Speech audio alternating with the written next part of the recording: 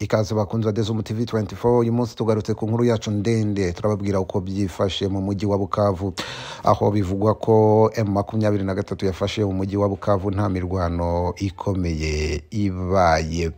Amakuru atandukanye aturuka mu bitangazamakuru ndetse n'abegereye uwo mujyi bakavuga ko umujyi wa Bukavu ugenzurwa n'inyeshyamba za M23 kuva ku mugoroba wo kuwa gatanu nyuma yuko ingabo za leta n'abategetsi b'intara ya Kivu y'Epfo bahunze.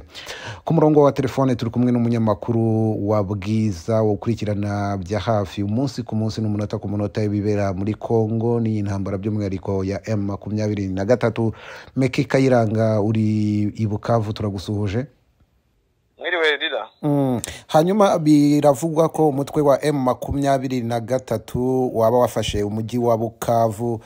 Turagira ngo tubwire murahari nibyo niko bimeze? Yego ndahari ariko ubundi kuri Rusizi ya kabiri hafi n'ikigo cya gisirikare cya FARDC niho ndi. Hanyuma umwuka umeze gutaho kuko hari amakuru menshi ari kugenda avuga ko niyo ntambara itandukanye niyabereye Igoma ndetse bamwe bakagerageza kuvuga ko kuri inshuro M23 yaba yafashe Bukavu itagwanye. Mwahageze? Yego nahageze nukuvuga ngo mu bigaragara ko intambara yabaye mu mujyi wa Goma bitandukanye n'intambara wavuga ko yabereye mu mujyi wa Bukavu aho kugeza ubu igihe mpamaze ubu nibwo ndi kumva amasasu ngira ngo urayumva hano nabari kurasira muri kigo ariko nabwo nuvuga ngo abasirikare ba FARDC bari ku mupaka barahunze ndavuga ku mupaka wa Rusizi ndetse ni Rusizi yombi bari mu bigo mu mazu ntabona urabona ko ikigo kirimo busa ariko gusa ndacyumva amasasu kuko ndi hafi yacyo kiri imbere yanjye nko muri metero nibura nka 200. Amasasu mwumva na amasasa meza ate ku buryo wenda byumvikana niba ari urugamba rukomeye cyangwa rworoshye harumvikana za bombe cyangwa n'amasasu y'imbunda ntoya? Na amasasu y'imbunda ntoya kugeza ubu nta bombe ndumvamo na amasasu y'imbunda nka SMG machine gun n'izindi mbunda ntoya wavuga ko kugeza ubu ntushobora kumenya n'abajura bari kwiba niyo makuru ya gatatu siri gusafisha cyangwa siri gukora amasuku muri kigo cya gisirikare ngo ndavuga giye ko nagira ikigo cya gisirikare nibiki bihari kuko ubona ikigo nta muntu ugitambamo nta muntu ukigendamo bese kugeza ubu hari n'urujijo ariko wibuke ko M23 tumaze gutanga itangazo ivuga ko FARDC yamaze kujya kwikura muri uyu mujyi. Naho nendaga kugera mu minsi ishize cyangwa urumva amasasu ko ari mavuga amasasu wenda nta tugeraho neza nabwo ariko hari hafi aho uri kuyumva cyane. Nendaga kukubaza mu minsi ishize ingabo za Repubulika ya Demokarasi ya Kongo zari zijeje abatuye ako gace ko zahashyize ingabo nyinshi ku buryo bagaragazaga ko bizagura M23 kuhafata. None byagenze gute? Ntago sinzi ukuntu byagenze nkikiza ko ikintu cyabiteye wenda bode zanjye ari uko M23 yarashe bikomeye cyane FARDC mu wiki cyumweru turimo cyumweru kiri kurangira ibarasiye ahantu bita Karehe. Muri Karehe habaye urugamba rukomeye cyane ndetse wari uyoboye urugamba General Masunzu n'abandi bari kumwe basa nkaho barurokoka urugamba rutaboroheye aho bari batezwa mbushi ndetse bivuga ko Masunzu yakomeretse arwariye Uvira. So navuga ko urugamba babatezwa mbushi bashyirwa mu nyuguti ya O rero kugira ngo bayivemo byasabye ko indege iva Kamina iza kubatabara. So bamwe barahasiga ubuzima bahata ibikoresho byinshi cyane barakomeza bagera ahitwa Kabamba aha naho habaye operation ikomeye ejo mu 23 irabahakubitira ibashyiramo hagati ndetse itibakubitira n'ahitwa Katana irahafata wahabibonye irakomeza ijya kuri aeroport ya Kavumu irayifata nguko ko FARDC yavuga Kavumu imanukire igomeza igeza Uvira ndetse na hiryo ngyo za Kamanyola.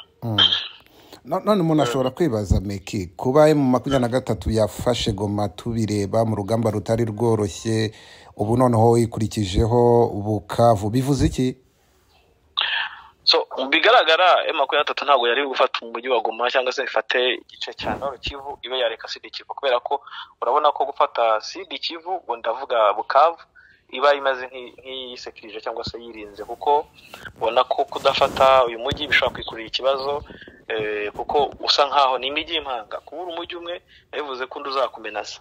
So rero gukuramo uyu mujyi ni imbaraga kuri M23 ikindi kuko ubona ko habazaga ubushobozi cyangwa se reinforcement ziva muri intara Sud Kivu zizamuka mu Kivu y'Amajyaruguru ahanini nano ziva mu gihugu cy'u Burundi kuva za Uvira bivuze ko M23 kuboroka iyi ntara ikayifata igaboroka paka y'u Burundi kunyuramo byatuma yoroherwa n'urugamba ndetse bivuze ko no guca intege uwo bahanganye ariwe leta ya Kongo kuba bahanganye rero bakaba bafunga inzira y'umusada naho indege zagwaga aho imodoka zituruka zije muri Kivu y'Amajyaruguru n'umva ingabo zaturuka zose bivuze ko ibikoze ikintu gishobora kuyifasha kugira ikindi wibuka ko intara ibamo abantu bavuga Ikinyarwanda ubwo bw'Abatutsi ibamo Abanyamurenge ibamo so kandi bose bari kuri menace ya leta ndetse n'imiterere muri iki gihugu so bivuze rero ko kuyifata ni ibintu by'ingenzi bikomeye kuri M23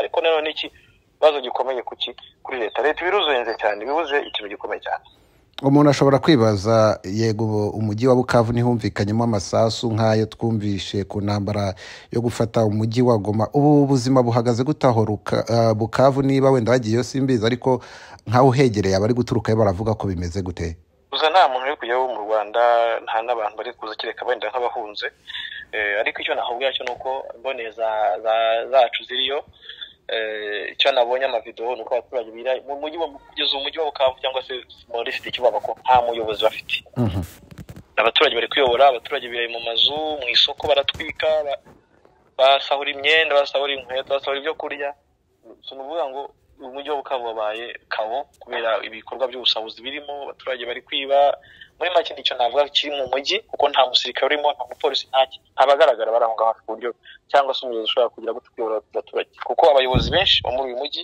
abayobozi b'intara barahunze bose barahunze rwose barahunze bamwe bageze Burundi abandi bari za Uvira twabonye amashusho ku mbuga nkoranyambaga agaragaza imodoka z'abasirikari biganjemo aba Repubulika Demokarasi ya Kongo abo Burundi bahunga none uravuga ko ari kumvikana amasasu ari kuraswa nabande ntabwo ndamenya rero nakubwiye ndi imbere y'ikigo cya gisirikare ikigo kiri hano hejuru ya Rusizi umugezi wa Rusizi rwose ndakubwiye ko nkireba metero imbere yanjye nko metero 100 cyangwa metero 200 ngo bivuze ngo wari kurasa sinabwira nabajura bari mu iki kigo n'abasirikare bari mu iki kigo kuko nta musirikare ndi kubona nakubwira ngo birashoboka ko nabo cyangwa nabari gusahura niyo mbe turi kirimo muri rusange kugeza ubu sindakubwira kuko nagiye rusizangira ko tuba ariho yageze ariko bose niko bavuga abaturage n'abaje na hafi ariko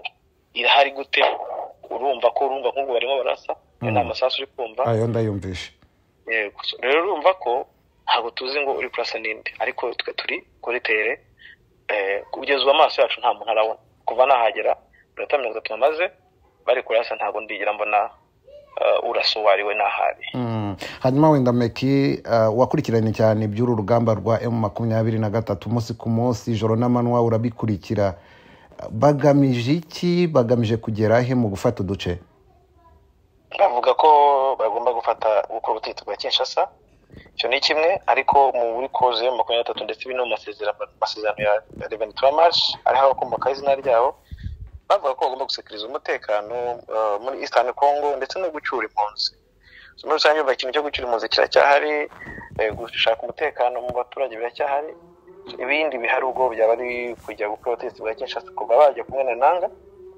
bashyizemo ikintu cyo gukura ubutegetsi bwa Tshisekedi so urumva ko nicyo kigamijwe ariko bikubiyemo n'ibyo byose byo gushaka imiyoborere myiza umutekano n'ibindi mu myaka myinshi mu 23 imaze irwana ya 2012 yafashe umujyi wa Goma irongera irawamburwa ubu tuvugana umujyi wa Goma irawufite niyo iri gucunga ibikorwa byose ndetse umutekano abaturage bagaragaza ko wagarutse M23 igeze naho muri ibyo bice bindi naho irafashe kugera Kinshasa iyo ntego ukurikije n'ingamba barwanye urabona ari inzozi zishoboka birashoboka kubera ko n'ubundi kuba bakuyemo ubundi rugamba rwo muri Kongo rurangira iyo no rukivuyemo na Sud kikavamo ahandi hari ugushorera ni nako byanageze kandi ubona ko aho kwemeza uno gushorera nta muntu mbona uhagarika M23 kuko bose barusha ubushobozi nubwo turi rusha ubushobozi bisirikare byose barwanye birimo bya SADC birimo ibya Sami DRC, ubwo South Africa, Malawi, Tanzania, ugashyiraho FARDC Special Force bayo, HIBU, ugashyiraho FDL, ugashyiraho Wazalendo, ugashyiraho ingabo z'u Burundi, bose bari ku rwego rwari mu mirwanire. Ikindi cause ubona ko bo bantu bahuje cause, urebye discipline y'amakwatatu gushyira hamwe kujya imbere, ubwabyo bigaragaza ko nta muntu wayihagarara imbere igihe abishaka. So rero ukurikije icyo nujya no muri experience abayobozi ba M23 bamaze iki muri struggle, kandi abantu bageze mu myaka nk'iyi bari muri struggle, icyo babegereje ni intsinzi no cyangwa se gutsindwa. Ariko nureba M23 urabona ko intsinzi bayiriho, bakomeje guhatana. So wabona rero ko ntago mbona ko icyo bakeneye kugeraho batakigeraho, nkurikije uko mashingiye ku byo nakurikiranye, shingiye kuri evidence, shingiye no kuri facts so zihari umuntu agenda abona. Ibigaragara kwanza niba umuntu abakuye muri Kivu y'Amajyaruguru akaba ari no kubakura muri Kivu y'Amajyepfo, mbona ko nta cyamuhagarara imbere igihe abishaka. Acyumva ko bageze kure bafata mu mujyi wa Bukavu, perezida wa Kongo Tshisekedi yahise ava ikitaraganya mu Budage aho yarari. Aricyo birahindura ku mirwano kuza mu gihugu n'undi barwanaga ari mu gihugu, ntacyo mbona biri guhindura, kuko kuba Tshisekedi yaza mu gihugu ibiri gukura ko M23 itarwana, ibindi bihari cyambere kireka yemeye ibiganiro, kandi ibiganiro yavuze ko atari tayari kuba yaganira. Ubwo bivuze ko rero M23 irakomeza kwa advancinga kandi akomeza gufata ibice. So muri rusange ndabona ko ntacyo bihindura, kuko ntago ari buzana umushahara abasirikare babuze, ntari buzana amafaranga, ari bugura ibikoresho bindi bagize. Muri rusange cyo mbona nuko M23 urugamba rurakomeza. Ese nkawe meke ubikurikirana, ingabo za Kongo zivuga ko zikomeje kurwana na M23 ndetse ibihugu by'amahanga bafatanyije bikabizeza ko bikomeza kuba hafi muri iyo mirwano. Ubona ko bari kurwana bashaka gutsinda cyangwa barabeshya Kongo? Ntacyo mbona bazahinduraho, nanabivuze rwose, ntacyo muri gisirikare cya Kongo gishobora guhindura ku bihari. Ibyo kitahinduye mbere ntago cyabihindura. Kabigezaho noneho biba bibi, bigezaho M23 ibarasa ikabirukankana kugeza ubwo bivuga ko bigera naho nta nubwo binavuga yikura mu mujyi wa Bukavu ikagenda, abarundi bakikura mu mujyi wa Bukavu. So urumva ntacyo mbona gisigaye kibenze. Hanyuma Meki Kayiranga, reka tugushimire kandi twizere ko no mu kindi gihe tuzagukenera umusada wanyu nk'uyu mu biganiro byacu, muzakomeza kutuganirira. Nta kibazo rwose ndaje. Murakoze cyane. Twavuganaga ni Meki Kayiranga, umunyamakuru wa Bwiza uri mu bice bitandukanye bya Bukavu, aho bivugwa ko harangije gufatwa n'umutwe wa M23. Bukavu ifashwe nyuma yaho uyu mutwe mu mirwano ikomeye wigaruriye umujyi wa Goma, nawo ukaba urinzwe bikomeye n'umutwe wa M23, ugaragaza ko uzakomeza gukora ibishoboka byose no gufata utundi duce dutandukanye mu gihe Repubulika Iharanira Demokarasi ya Kongo n'ubutegetsi bwayo butaremera kuganira n'uyu mutwe wa M23. M23 no mutwe uri muri kiriya gihugu cya Repubulika Iharanira Demokarasi ya Kongo uvuga ko uharanira ndetse urwanira ku burenganzira bw'abatutsi bavuga ikinyarwanda b'abakongomani. Ariko leta y'iki gihugu Kongo yanga ibiganiro n'uyu mutwe, ivuga ko ari umutwe w'iterabwoba, ndetse ukagaragaza ko iki gihugu kigaragaza ko ufashwa n'u Rwanda. Nibirego leta y'u Rwanda yakomeje guhakana, ikavuga ko ntaho ihuriye n'ibyo gufatanya n'umutwe wa M23. Bariya ari abakongomani b'abatutsi bavuga ikinyarwanda ariko kandi baharanira n'uburenganzira bwabo bwo kuba abakongomani. Mu mbwirwa ruhame nyinshi zitandukanye z'abategetsi ba Kongo bakunze kuvuga ko bifuza gutera u Rwanda, ndetse mu mirwano iherutse mu karere ka Rubavu barabigerageje, batera ibisasu byinshi bikomeye muri iki gihugu. Nyuma y'ubwirinzi bukomeye bw'igihugu cy'u Rwanda hagiye hagwa amasasu make yanahitanye abanyarwanda batari bake. U Rwanda rwakomeje kuvuga ko ruzakomeza bigendanye n'ubwirinzi ku mupaka warwo n'igihugu cya Kongo, aho iki gihugu cya Repubulika Iharanira Demokarasi ya Kongo cyashinjije igihugu cy'u Rwanda gushyiraho ubwirinzi buhambaye. Kongo yagaragazaga ko ari uburyo u Rwanda rwifuza gutera iki gihugu, nyamara leta y'u Rwanda ikagaragaza ko ari ubwirinzi bwo kurinda abaturage bacyo ibibera muri Kongo kugira ngo bitambuka bikaza guhungabanya guhungabanya umutekano w'u Rwanda. Mu biganiro biheruka byabereye muri Tanzania byahuje abakuru b'ibihugu ba EAC ndetse n'aba SADC, imyanzuro ikomeye yafatiwemo yari yo gusaba Repubulika ya Demokarasi ya Kongo kuganira n'umutwe wa M23, ariko iki gihugu cyaratsembye kigaragaza ko kitazigera na rimwe kiganira n'uyu mutwe kita ko ari umutwe witera abwoba. Perezida wa Repubulika y'u Rwanda Paul Kagame akunze kuvuga ko ibibera muri Kongo bireba abakongomani ndetse aribo bagomba no kuzashaka umuti wo gukemura ibibazo aho kugira ngo babyegeke ku Rwanda. Ndetse leta y'u Rwanda yakomeje kugaragaza ko hari n'impamvu zituma u Rwanda rukomeza gushyiraho ubwirinzi, kuko muri Kongo ngo hari umutwe wa FDLR, umutwe wasize ukoze jenoside mu Rwanda, ndetse abawurimo bakahora bahigira guhungabanya umutekano w'u Rwanda. Impamvu ikomeye leta y'u Rwanda ivuga ko ariyo yatumye ikomeza ubwirinzi ku mipaka ihuza na Repubulika Iharanira Demokarasi ya Kongo. Ubu tuvugana rero Perezida Felix Antoine Tshisekedi akaba yavuye mu gihugu cy'Ubudage, hari inama ikomeye y'umutekano, akagaruka mu gihugu cye nyuma yo kumva ko imirwano ikomeye cyane ndetse umujyi wa Bukavu warangije gufatwa. Ariko abakurikirana bya politike n'abasesenguzi bavuga ko mu gihe Kongo izakomeza kwinangira kuganira n'uyu mutwe wa M23 n'ubundi bizayikomerera kugeza naho hari ababona ko uyu mutwe wa M23 uzaruhukira Kinshasa nk'uko n'ubundi nabo babyivugira. Bakavuga ko intego hari ugukuraho ubutegetsi bwa Tshisekedi budaha uburenganzira n'ubwisanzure, cyane cyane abarimo abatutsi bavuga ikinyarwanda bakomeje guhohoterwa n'ubutegetsi bwa Kongo babita abanyarwanda. Igihugu cya Kongo gikomeza gushinja u Rwanda ko ari rwo rufasha uyu mutwe wa M23, nyamara yaba u Rwanda ndetse n'uyu mutwe bagaragaje ko impande zombi nta ruhande rufasha urundi. M23 ikavuga ko irwana ku giti cyayo ndetse irwanira uburenganzira bwayo nk'abakongomani. Ni mu gihe kandi kuri leta y'u Rwanda yavuze ko nta mpamvu ibona yajya kwivanga mu bibazo bya Kongo. Ibibazo bya Kongo bireba Kongo n'ubwayo, cyakora yo izakomeza ubwirinzi ku bigendanye n'imipaka yihuza n'iki gihugu cya Repubulika Iharanira Demokarasi ya Kongo. Radio Okapi ivuga ko umujyi wa Bukavu wafashwe na M23 nyuma y'uko abasirikari bavuye mu bigo byabo bagahunga.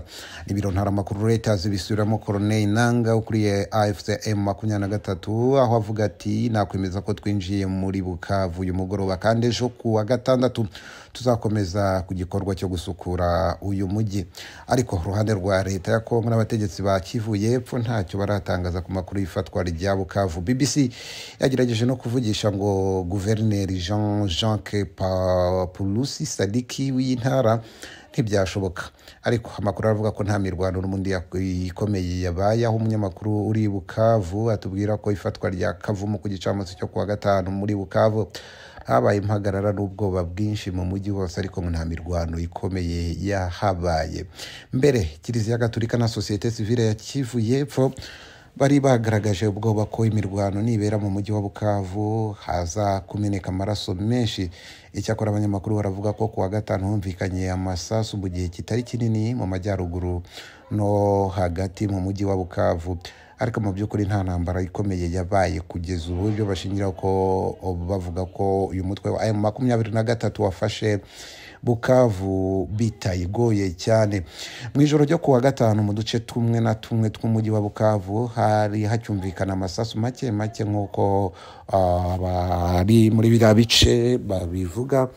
Icyakora ibitangazamakuru birimo na Radio Okapi bikavuga ko abarwanyi ba M23 binjiye muri Bukavu, abaturage babareba, ariko bakavuga ko binjiye batarwana cyane, bitandukanye n'ibyabereye i Goma, nk'uko ibitangazamakuru byinshi bigereranya ifatwa ry'imijyi yombi bikomeza kubigarukaho. Reuters yo ivuga ko abatuye Bukavu n'umukozi wa ONU bavuga ko ingabo za Kongo n'iz'u Burundi kuwa gatanu niwe babonetse bava mu kigo cya Sayuwo ni ikigo gikuru cya gisirikare cya Bukavu. Umwe muri bo agira ati barimo kugenda birinda ko habaho imirwano mu duce dutuwemo n'abaturage. Radio Okapi ikavuga ko bamwe bavuga ko abasirikari ba leta bavuye muri uyu mujyi mu gusubiza icyifuzo cya societe civile yari yabasabye kwirinda ko hameneka amaraso menshi nk'ibyabaye mu ifatwa ryo mu mujyi wa Goma mu byumweru birenga 2 gato bishize. Nyuma muri Bukavu habonetse amashusho y'abandi bantu barimo gusahura mu bice bitandukanye by'uyu mujyi, mu gihe muri rusange umujyi wuzuyemo ubwoba bwinshi n'urujijo nk'uko ibitangazamakuru bikomeza kubyandika. Muri iki cyumweru guverineri w'intara ya Kivu y'Epfo yumvikanye avuga ko ingabo za leta n'iz'u Burundi bongerewe kandi ngo bashyizeho ibirindiro bikomeye i Kavumu. Yizeza ko umujyi wa Bukavu utazafatwa. Ariko mu cyumweru gishize Radio RFI yatangaje ko Burundi bwohereje n'ubundi nabwo ingabo gufasha Kongo mu masezerano ibihugu byombi bifitanye, bwarimo bwitegura kohereza indi batayo kabuhariwe y'ingabo mu gufasha kurwanya no kurwana kuri uyu mujyi wa Bukavu warangiye ufashwe n'umutwe wa M23. Abasesenguzi batandukanye bavugaga ko bishobora kuzakomerera M23 kugerageza gufata Bukavu, ndetse hashobora kuba inkundura nk'iyabaye Goma n'inkengero zaho, aho bivugwa ko abantu bagera ku 3,000 bapfuye. Goma yafashwe nyuma y'umwaka abarwanyi ba M23 batabasha kwinjira muri centre ya Sake iri ku ntera y'ibirometero 25 mu burengerazuba bwa Goma. Sake yabaye isibaniro ry'imirwano ikomeye mu gihe kinini, ndetse bivugwa ko urugamba rwaho rwaguyemo abarwanyi benshi ku mpande zombi. Hagati mu kwezi gushize umutwe wa M23 wafashe Sake yari nk'ingabo ikingiye Goma. Umujyi wahise ufatwa mu byumweru bitageze kuri 2 ufashwe na M23. Ariko inzobere mu bya gisirikare zagiye zivuga ko Kavumu kuri birometero byayo 30 uvuye i Bukavu nayo ngo ishobora kuzabamo isibaniro nyuma y'uko ingabo za leta zoherejweyo ari nyinshi, ndetse n'abasirikari bagahabwa n'intwaro nyinshi zinakomeye. Kubera uko byari bimeze, Kiliziya Gatolika i Bukavu na societe civile ya Kivu y'Epfo baburiye ko uyu mujyi ushobora kumenekamo amaraso menshi. Amashusho yafashwe n'abasirikari ba leta yerekana abo basirikari bahunga Kavumu berekeza i Bukavu bavuga ko bagambaniwe, ko bananiwe, ndetse ngo nta n'ibikoresho nta n'ibibatunga bafite, bityo bahisemo guta urugamba. Nyuma y'amasaha agera kuri 48 abarwanyi ba M23 bafashe Karehe, ni centre ya Karehe, bahise bakomeza mu bigaragara nta rugamba rukomeye ruhabaye bagera i Kavumu. Ku wa gatanu binjira i Bukavu. Ibyabaye rero ku wa gatanu i Kavumu na Bukavu byabaye mu gihe Perezida Felix Antoine Tshisekedi ari mu kiganiro ngarukamwaka ku mutekano ku isi kibera i Munich mu Budage. Muri iki kiganiro yavuze ko ingabo z'u Rwanda zateye igihugu cye zigamije gufata ubundi butaka no gusahura mu cyo yise mu guhonyora gukabije amategeko mpuzamahanga y'ubusugire bw'igihugu. Yasabye amahanga gufatira ibihano u Rwanda. Ariko Juvenal Marizamunda, ni Minisitiri w'Ingabo w'u Rwanda, wari muri icyo kiganiro uko tubikesha BBC, yavuze ko u Rwanda rutigeze rutera Kongo kandi rutazigera rubikora, ko u Rwanda rwakoze ku buryo nta kintu kigomba kuva muri Kongo ngo gihungabanye umutekano w'u Rwanda. Oni Kinshasa n'ibindi bihugu by'uburengerazuba bavuga ko nta gushidikanya ingabo z'u Rwanda zibarirwa mu bihumbi zinje muri Repubulika ya Demokarasi ya Kongo gufasha umutwe M23. Ariko ibi ni ibirego ndetse n'ibinyoma. Ubutegetsi bw'u Rwanda mu bihe bitandukanye bagiye bagaragaza ko ari ibinyoma, ndetse bakavuga ko bo bafashe ingamba zo kurinda imipaka n'umutekano w'igihugu kubera umutwe wa FDLR urwanya ubutegetsi bw'u Rwanda, ndetse gahora ushaka guhungabanya n'umutekano w'u Rwanda unyuze hano muri Kongo. Muri iki kiganiro Munich, Perezida Tshisekedi ariko atagaragaje n'ibimenyetso yahinduye imvugo, maze ashinja uwo yasimbuye ko ari we uri inyuma y'abamurwanya muri izi ntambara. yavuze ko ngo abari inyuma yabyo bihishe batagaragara ngo ndetse banigaragaze ngo bivuge. Akavuga ko uri inyuma ya byose kuri we ndetse wanyawe uri inyuma yo kugira ngo Kongo iberemo intambara zikomeye nk'izi zo gushaka kumuhirika no ku butegetsi ngo hari Joseph Kabila, nubwo ariko ngo we atabyemera. Ku rubuga rwa Twitter Tshisekedi amaze kuvuga ayo magambo akomeye nk'ayo, Barbara Nzimbi n'umuvugizi wa Joseph Kabila yahise ahakana ibi, avuga ko igihe cyose Tshisekedi ngo ahora yikanga igicucu cya Kabila. Yagize ati niko akora, ashaka kubashinja ikibazo aho gushaka uko agikemura. Uyu mutwe wa M23 ukomeje kwigarurira ibice mu gihe kandi imiryango ihuza ibihugu mu karere ka EAC na SADC yasabye ko imirwano ihagarara, hagashakwa igisubizo mu nzira z'ibiganiro birimo n'ibiganiro Repubulika ya Demokarasi ya Kongo ikwiriye kugirana n'umutwe wa M23. Muri misi ishize abategetsi b'ibihugu birimo Afrika y'Epfo Cyril Ramaphosa, wa Angola Joao Lourenço bavuze ko mu gukemura ikibazo hakwiriye kuba ibiganiro bitaziguye byabo kireba bose na M23 irimo. Ariko leta ya Kinshasa iriyobowe na Tshisekedi yavuze ko itazigera na rimwe iganira n'uyu mutwe wa M23. Biteganyijwe ko inama rusange y'umuryango w'ubumwe bwa Afurika ikomeje kubera Addis Abeba muri Ethiopia muri izi mpera z'icyumweru iza kwibanda ku ntambara iri muri Kongo. Perezida Tshisekedi we yahise acamo kabiri uruzinduko rwe i Munich asubira mu gihugu cye, nk'uko ibiro bye bivuga. Ntibizwi neza niba ari buhite yerekeza i Addis Abeba, ariko amakuru agaragaza ko atazigera ajya muri iyi nama.